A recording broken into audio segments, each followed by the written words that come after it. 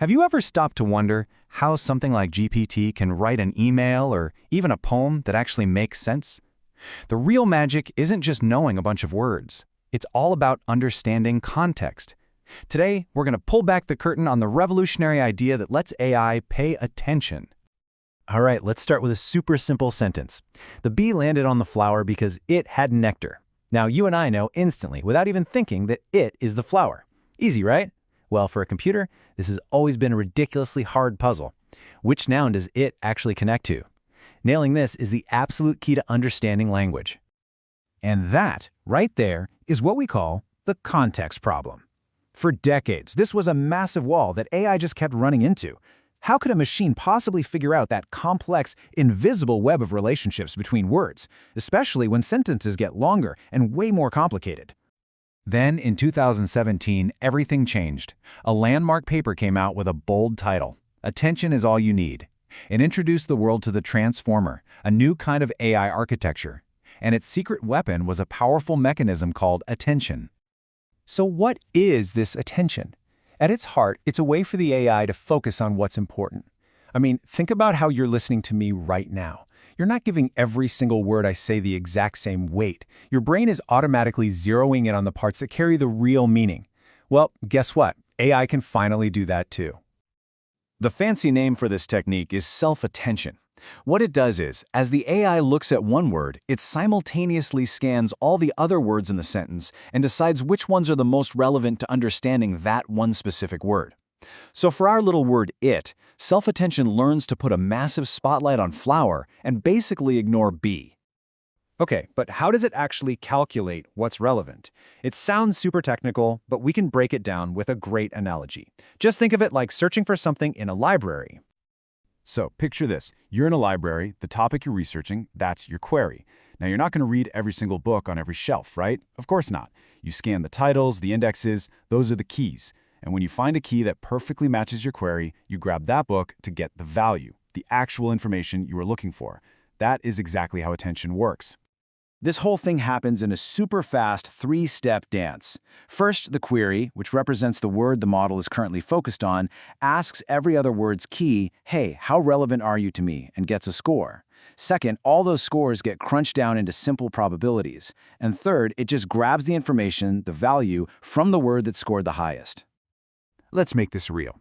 Let's say our query is AI history. It looks at book A's key and says, 1.2, not great. Then it looks at book C. 3.1, getting warmer. But then it sees book B's key and just goes, whoa, 9.5. That's the one. Right there, the model knows it's found a fantastic match. But, raw scores like 1.2 and 9.5 can be kind of messy. This is where a brilliant little bit of math called softmax comes in. All it does is take that messy list of scores and turn it into a clean set of probabilities. It makes the winner just pop. So that 9.5 score might become a 98% probability, while everything else drops to almost zero. It's like putting a giant neon arrow on the right answer. And boom, with the winner so clearly chosen, the model can now just ignore all the other irrelevant stuff. It pulls forward the value, the real substance, from the one that mattered most. It has successfully paid attention. Now that core mechanic is already incredible, but the paper that introduced the transformer added a few more genius ideas that took it from just great to absolutely revolutionary. Let's check out the upgrades. Instead of doing that query key value search just once, the model does it many times, all at the same time. This is called multi-head attention. It's like having a whole team of experts looking at the sentence. One head might be looking purely at grammar, another might focus on the meaning of the words, a third might be analyzing the overall flow. By combining all these different perspectives, the model gets a much richer understanding of the text. Okay, get ready for this because it's a little mind-bending. On its own, the attention mechanism has no idea about word order. To it, a sentence is just a jumbled bag of words. To fix this, the model gets a little cheat sheet called positional encodings. It's basically a little tag added to each word that tells the model, hey, you're the first word, or you're the fifth word. Without this, the dog chased the cat and the cat chased the dog would look exactly the same to the AI. And finally, there's this really clever training trick called dropout. See, you don't want the AI to just memorize everything it reads. So during training, dropout randomly forces the model to ignore some of its own connections. It's kind of like studying for a test while your friend occasionally hides some of your notes. It forces you to actually learn the material deeply instead of just memorizing it. So, we've looked at all the individual parts, right? The core attention idea, the multi-head upgrade, that word order cheat sheet, and the smart training tricks.